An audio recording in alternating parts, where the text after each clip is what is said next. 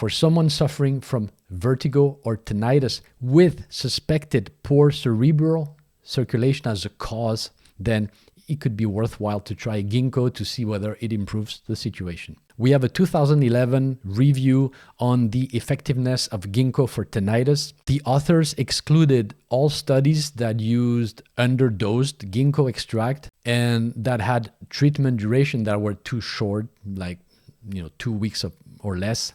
3 clinical trials demonstrated evidence of effectiveness when tinnitus was the primary symptom. And we had 5 clinical trials that demonstrated effectiveness when tinnitus was secondary to cognitive decline or even dementia.